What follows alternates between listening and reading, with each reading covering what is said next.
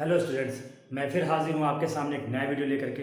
और इस वीडियो की शुरुआत मैं एक फ्रेज से करता हूँ। एक फ्रेज मैं आपको बताने जा रहा हूँ, ध्यान से सुनिएगा और उसका मतलब समझिएगा। A little knowledge is dangerous thing. इसका मतलब आप सभी को ठीक से पता होगा और शायद ही कोई ऐसा होगा जिसको इसका मतलब ना पता हो। इसका मतलब फिर भी मैं बता दे रहा हूँ, इसका मतलब होता है अधूरा ज्ञान बहुत खतरनाक होता है। इसलिए हम जब भी कोई चीज़ सीखते हैं, कोई नॉलेज लेते हैं, तो उसको पूरा लें। क्योंकि अगर हमको अधूरा नॉलेज होगा, अधूरा ज्ञान होगा, तो हम किसी को कोई भी चीज़ बताएंगे तो वो गलत से भी ज़्यादा खतरनाक सिद्ध होगी। इसलिए इस वीडियो को शुरू से आखिर तक पूरा देखिए ताकि आपको अधूरा नॉलेज ना मिल पाए, पूरा नॉलेज मिल पाए। और इस वीडियो से आपको बहुत कुछ उम्मीदें सीखने को मिलेगा। तो इस वीडियो को चलिए शुरू करते हैं कि इसमें मैं आपको कौन सी ऐसी खास चीज़ है जिसकी जानकारी देने जा रहा हूँ। आज मैं आपको बताने जा रहा हूँ, ऊपर लिखा है स्टेटिव वर्ब्स, जिनको हिंदी में हम कहते हैं स्थिर क्रियाएं। आखिर ये स्टेटिव वर्ब्स क्या होती हैं, आज इनके बारे में सीखेंगे। और इनसे सेंटेंस जो होते हैं वो किस प्रकार से बनाए जाते हैं और इन सेंटेंस में क्या चीज़ आती है और जो चीज़ नहीं आती है उसको हम देखेंगे कि कौन चीज़ नहीं आती है, क्यों नहीं आती है, और जो आती है वो क्यों आती है। इस बात को हम समझेंगे। तो चलिए देखते हैं ये स्टेटिव वर्ब्स क्या होते हैं। ध्यान रखिएगा, कुछ ऐसे वर्ब जो वर्ब की तरह होते हैं लेकिन वास्तव में वो वर्ब नहीं होते हैं, उन्हें हम स्टेटिव वर्ब्स कहते हैं। ये आपकी रफली डेफिनेशन हो गई। और अगर फुल की बात करें, पूरी जानकारी, तो ऐसे इसमें देखिए लिखा है, कुछ ऐसे वर्ब जिनका प्रयोग प्रेजेंट कॉन्टिन्यूअस टेंस में नहीं होता है लेकिन आपको लगते प्रेजेंट कॉन्टिन्यूअस टेंस की तरह हैं, ऐसे वर्ब्स को हम स्टेटिव वर्ब्स कहते हैं। मतलब ये कहने का है कि इनमें आपको पढ़ रहा है, दिखाई दे रहा है, ऐसा दिया होगा। आपको सेंटेंस दिखने में लगेगा प्रेजेंट कॉन्टिन्यूअस है जो हिंदी में लिखा होगा, लेकिन वास्तव में प्रेजेंट कॉन्टिन्यूअस टेंस ना होके वो प्रेजेंट इंडेफिनिट के जैसा होगा। इन्हें हम स्टेटिव वर्ब्स कहेंगे।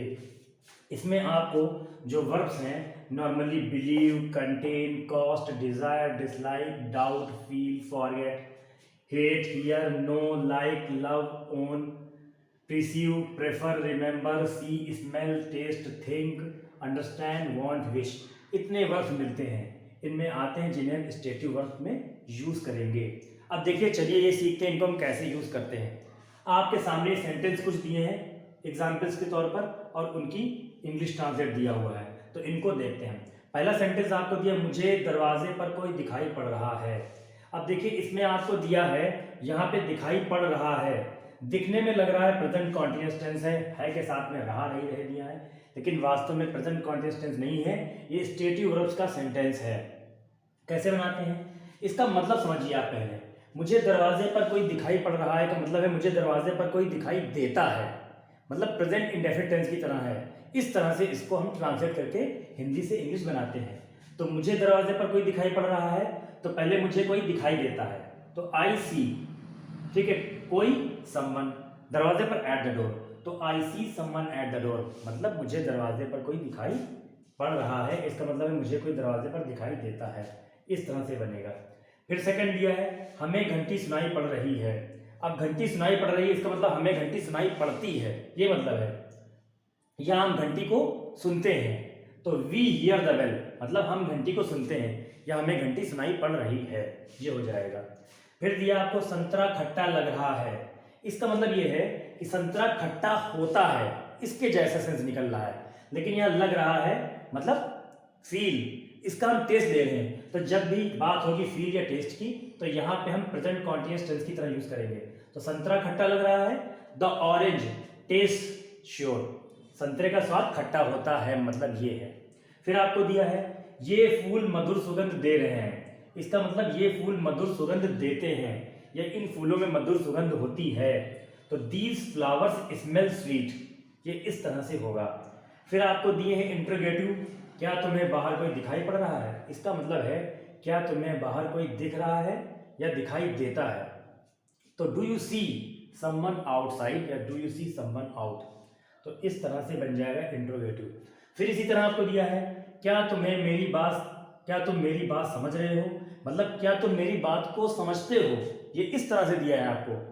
तो इसका क्या ट्रांसलेट हो जाएगा प्रेजेंट इंडेफिनिट की तरह, डू यू अंडरस्टैंड मी, मतलब क्या तुम मुझे समझते हो। फिर आपको दिया है, क्या तुम्हें वहां मूर्ख दिखाई पड़ रहा है। इसका मतलब क्या वो तुम्हें मूर्ख लग रहा है, मतलब ये सेंटेंस में है हिंदी में कहने का कि क्या तुम्हें वो मूर्ख दिखता है या मूर्ख जैसा लगता है, तो डू यू अंडरस्टैंड हिम फूल, क्या तुम उसे मूर्ख समझते हो या क्या वह तुम्हें मूर्ख दिखता है। तो इस तरह से इन स्टेटिव वर्ब्स का यूज़ करते हैं।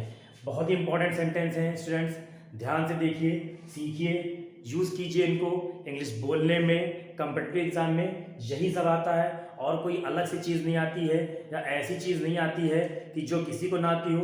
यही सब चीज़ें आती हैं, बेसिक चीज़ें कॉम्पिटिटिव एग्जाम में ज़्यादातर आती हैं, लेकिन हम क्या रहते हैं, अक्सर कंफ्यूज रहते हैं क्योंकि बेसिक चीज़ों को हम भूलते जाते हैं और आगे की चीज़ें सीखते हैं। कभी कभी ऐसा होता है कि हम टफ और डिफिकल्ट चीज़ों को सीख लेते हैं, लेकिन जितनी बेसिक नीड की चीज़ें होती हैं हमारी, उनको हम भूलते जाते हैं और उनको कभी देखते भी नहीं हैं और किताबों में ऐसी चीज़ों को कोई पढ़ता नहीं है। और क्योंकि आजकल लोग वीडियोस देखना पसंद करते हैं, इसलिए मैं आपके लिए नए नए वीडियोस ऐसे लाता रहता हूँ, तो इनको देखते रहिए। वीडियो को लाइक करिए, शेयर करिए और कमेंट ज़रूर करिए कि आपको कौन सा वीडियो चाहिए। और हाँ, चैनल को सब्सक्राइब करना ना भूलिए, मैं ताकि लगातार आपको ऐसे वीडियोस बनाता रहूँ। स्टूडेंट्स, एक बात और कहनी है कि जैसे जैसे आप वीडियोस को पसंद करते हैं, देखते हैं, चैनल को सब्सक्राइब करते हैं, सब्सक्राइबर बढ़ते हैं, व्यूज़ बढ़ते हैं, वैसे वैसे एक टीचर जो पढ़ाता है उसके अंदर पढ़ाने की जो कला होती है वो और ज़्यादा जागती है। तो इसलिए मेरे चैनल को सब्सक्राइब जरूर करें ताकि मेरे अंदर और इस चीज़ की चाहत जागे कि मैं और अच्छे अच्छे वीडियोस आपको बनाऊं और मैं और ज़्यादा डीप वीडियोस को बना सकूं ताकि आपको डीप जानकारी मिल सके। तो तब तक के लिए फिर मिलते हैं। Thank you.